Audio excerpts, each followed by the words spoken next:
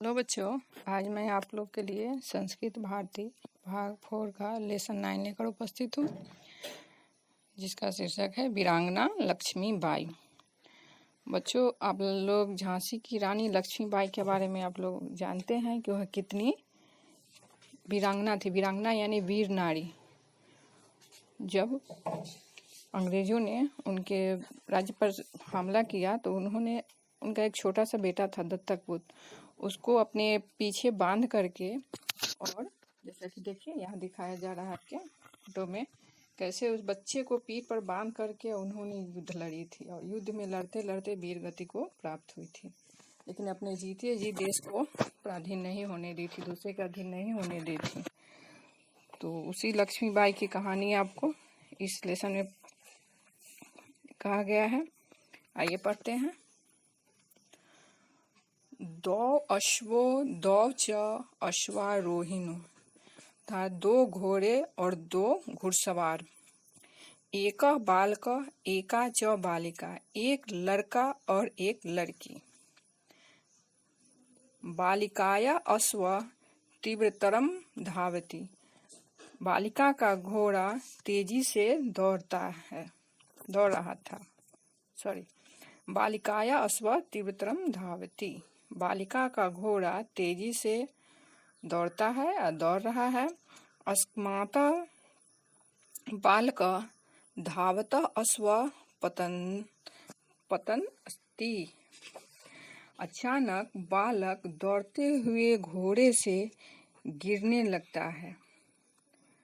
बालिका त्वरितं तम उत्थापयति, निजा अश्वे उपवेशयति, गृहं च प्रत्यावर्तते। बालिका तुरंत उसको उठा करके अपने घोड़े पर बैठा लेती है और घर को लौट चलती है। सेयम आसीत वीर बालिका मन्नु, वह वीर बालिका कौन थी? वह वीर बालिका मन्नु थी। मोरो पंत साहेब महोदय कन्या, मोरो पंत साहब की बेटी। पश्चात सैव झांसी राज्ञी वीरंगना लक्ष्मीबाई इति नामना प्रसिद्धा अभवत, बाद में उन्हें झांसी की रानी वीरंगना लक्ष्मीबाई इत्यादि नामों से वे प्रसिद्ध हुई।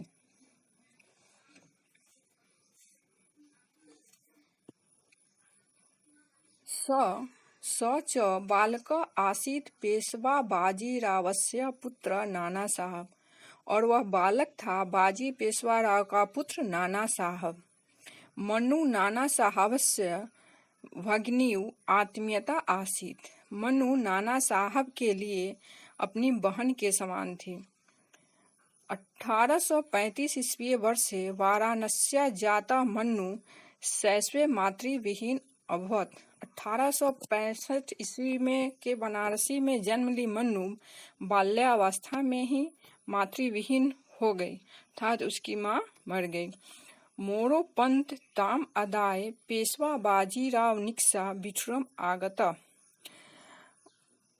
के मोरो पंत उसे लेकर के पेशवा बाजीराव से निकलकर बिठूर आ गए। बाजीरावस्य पुत्राभ्याम सह बाल्ये मनु अपि कुंत कृपालचालम भुसुंडी प्रयोगम च शिक्षितवती, बाजीराव के पुत्र के साथ वह बालिका मनु भी कुंत कृपालचा, यानी कुंत कृपालचा का अर्थ होता है भाला तलवार चलाना, और भुसुंडी प्रयोग हो गया बंदूक का प्रयोग। तो वह बाजीराव के पुत्र के साथ मन्नु भी भाला तलवार और बंदूक चलाना सीखती थी। युवत्वा मन्वा झांसी नरेशेने गंगाधररावेन सह विवाह अभवत, युवती होने पर उस मन्नु की विवाह झांसी के नरेश गंगाधर राव के साथ हुआ। इदानी मन्नु झांसी राजस्य राज्ञी लक्ष्मीबाई संजाता, इस तरह मन्नु झांसी की रानी लक्ष्मीबाई के नाम से जानी गई। राज्ञा भूत्वापि सा स्वयं अस्त्र शस्त्र आदि चालनम शारीरिक व्यायाम च करोति स्म। वह रानी होने पर भी अस्त्र चलाना और शारीरिक व्यायाम करती थी। धार्मिक ग्रंथानाम अध्ययनम दान पुण्ये च तस्य दैनिकम कार्यम आसीत्। धार्मिक ग्रंथ पढ़ना, उसका अध्ययन करना और दान पुण्य करना उसका दैनिकम प्रतिदिन का काम था। यथा कालम लक्ष्मीबाई महोदया एक पुत्र जात। यथा काल यानी कि समय होने पर, यथा समय लक्ष्मीबाई ने एक पुत्र को जन्म दिया, परंतु मात्र त्रयेन एव सः दिवगंत। लेकिन मात्र 3 महीने में वह दिवगंत हो गया, यानी मृत्यु को प्राप्त हुआ। राजा झांसी सिंहासनस्य कृते दामोदरराव गंगाधरराव इत्याख्यं बालकं दत्तक पुत्रेण स्वीकृतवान्। झांसी के राज्य के सिंहासन के लिए दामोदर रावेन गंगाधर नाम इत्याख्यातम, दामोदर राव गंगाधर नाम से एक बालक को उन्होंने दत्तक पुत्र के रूप में स्वीकार किया। परंतु कतिपय दिनांतरम महाराज गंगाधर राव एव दिवं गतः। किंतु कुछ महीनों बाद महाराज गंगाधर राव भी दिवंगत हो गए, मृत्यु को प्राप्त हो गए। केवलम 18 वर्षे वयसि लक्ष्मीबाई पुत्रस्य पत्युच्च वियोगने अत्यंत मर्माहता अभवत्। केवल 18 वर्ष के उम्र में लक्ष्मीबाई पुत्र और पति के वियोग से बहुत अधिक दुखी हुई।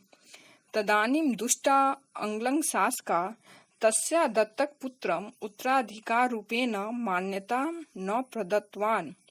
लेकिन वह दुष्ट अंग्रेज शासक उसके दत्तक पुत्र को उत्तराधिकारी के रूप में मान्यता प्रदान नहीं किया।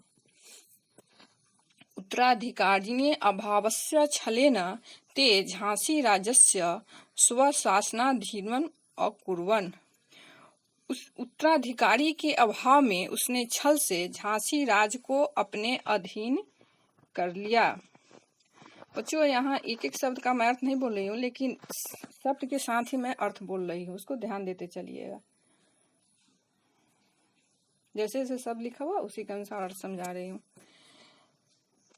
एतद वर्षा आसीत् 1857 ईस्याम। वर्ष 1857 ईस्वी था। अंग्ला शासकम विरुद्ध भारते सर्वप्रथम स्वतंत्रता संग्रामम प्रारब्ध। अंग्रेजी शासन के विरुद्ध भारत में सर्वप्रथम स्वतंत्रता संग्राम प्रारंभ हुआ। झांसी राज्यस्य स्वतंत्रताय राज्ञी लक्ष्मीबाई, नाना साहब, तात्या टोपे, बाबू कुंवर सिंह आदिभिः सह मिलित्वा आंग्ला सैनिकेन सह साक्षात् युद्धम् अकरोत्। झांसी की राज्य के स्वतंत्रता के लिए रानी लक्ष्मीबाई, नाना साहब, तात्या टोपे, बाबू कुंवर सिंह आदि भी उसके साथ मिलकर अंग्रेजी शासकों के विरुद्ध साक्षात प्रत्यक्ष युद्ध किए। युद्ध क्षेत्रे अवसारूढ्या तस्या वीरत्वं दृष्ट्वा शत्रु सैनिका अपि आश्चर्यचकिता अभवन्। युद्ध के क्षेत्र में घोड़े पर सवार होकर और उसकी वीरता को देखकर शत्रु सैनिक भी आश्चर्यचकित हुए। पुरुष वेशेन सा यदा अस्पृष्टात् खड्गं चलायति स्म तथा कदली वृक्षा इव वीरा योद्धारा युद्धे कर्तिता मित्रा च भवन्ति स्म। पुरुष के वेश में वह घोड़े पर सवार हो तलवार चलाती थी तथा कदली वृक्षा यानी केले के वृक्ष के समान वह वीर योद्धाओं को युद्ध में करते जाते थे उसके तलवार से।